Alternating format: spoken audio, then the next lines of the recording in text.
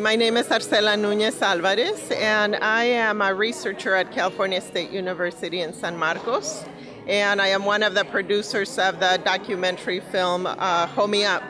One of the reasons that we were encouraged to make this film is that we wanted to begin to document the stories of families who have members who are incarcerated.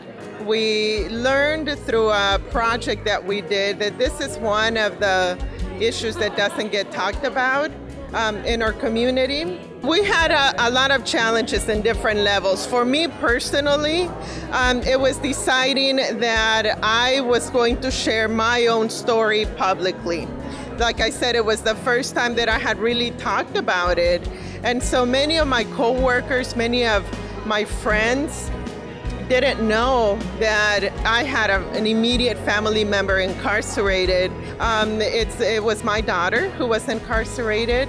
And so the project allowed me to tell my story for the first time. I think one of the reasons that it's a major taboo in our community is because the mainstream media really focuses on dehumanizing people who are in there, segregating them and alienating them from the rest of our community and almost making them monsters in our society that don't have family, when in reality, they're very much a part of our family, they're a part of our community, and we need to begin to understand the broader context of incarceration. So one of the messages that we're trying to get across is that our community needs to come together. That regardless of our race or income and any other factors that divide us, incarceration is affecting all of us. My name is Flor Alvarez, and I'm the co-director of Hold Me Up. Hold Me Up is an educational program that provides educational material through correspondence. The main target for the program, since it's only for incarcerated students, are the individuals that are incarcerated themselves. For the film and the community we do outside of the walls is the family members and practitioners as well, people that work with re-entry individuals that are coming out of prison and people that are working inside. My name is Dr. Jennifer Meyer, and I was the filmmaker for Hold Me Up, Stories of Love and Redemption. We had almost no money, and I was sort of a one-woman band in terms of on the filmmaking side. We really made this on a shoestring. But everyone would say, all of us involved, that it was a labor of love. I mean, it really was, but it was also, we were on a very tight timeline. It was always both beautiful and hard doing the interviews because they were very emotional. And I mean, me, who always had the handheld camera, I sometimes would be crying, and so even though that's hard, it's also what is magical about the process. So it's beautiful to be with people as they share their stories, no matter how hard those stories are. We currently incarcerate proportionally more people than both China and Putin's Russia right now. So this is an intensely important issue, and people of color are disproportionately impacted by that mass incarceration. So I think the work that Hold Me Up is doing to raise awareness around that. So I really stand behind the political values that Hold Me Up embodies. I understand that there's fear and also real trauma that happens, especially if you've been a victim of crime. We had our house broken into several times. But at the same time, I don't believe that people ever lose their inherent human worth.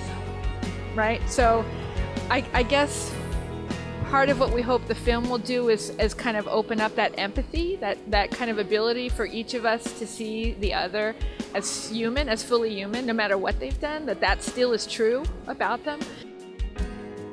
I'm Dennis Childs. I'm a professor at UCSD, and in terms of Hold Me Up, I've just joined them in an advising capacity. They are trying to, connect with other schools throughout California, like UCSD. California leads the country in incarceration. We have anywhere between 170 and 200,000 people in cages on any given day. We're also ranking 49th or 50th in education spending and first in prison spending. So I think that these statistics are revelatory of a real problem, not only with priorities, but with actually people profiting off of real horrific and violent policy. I think this film does a good job of the most important thing, which is education. And so what we can do is like turn off the TV and actually get into communities and talk to one another and really look to the ways that we can, as the film shows, support those that are in the inside. They are not the garbage of society. They are our family members. And when people get out of prison, they need to have something to get out to, not only family connections, but also the ability to get a job, the ability to live in affordable housing. And so anybody that is viewing this who works in different areas, whether it be legal, whether it be policy, whether it be business, if you're a business owner, take the leap of faith in humanity and recognize that just because someone, in your eyes may have made a mistake when they were 19 years old, doesn't mean that they should never have the ability to get employed. And then they end up back in the same scenario and you blame it on them because there's no opportunities when they get out. My book is Slaves of the State, Black Incarceration from the Chain Gang to the Penitentiary. And I hope people, who are interested in getting a history going back to slavery will read it. I come from community City Heights in San Diego, which used to be known as East San Diego. I went to Hoover High School right there on 44th and El Cajon Boulevard. And what we knew from the time we were youth there was that we were being looked upon as those that would matriculate into CYA, the California Youth Authority, or Juvenile Hall, rather than to UCSD or UCLA. The helicopters flying over our heads every day, that experience and the experience of family members being incarcerated, and dealing with police violence and brutality was something that really was a burden for me for a long time. But then I realized that it's not a problem of my family, that it's a problem of the society structure itself. So the film, you can contact us via Facebook or email to see if we can screen it.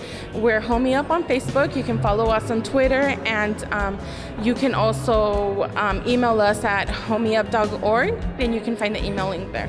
I just want to stress again that Homie Up is run through the resources and the funding of the community. So if we could get more funding to do educational and cultural programs like this, it's great. And if anybody has a loved one that has ever been or is incarcerated, look for us. Come and reach out.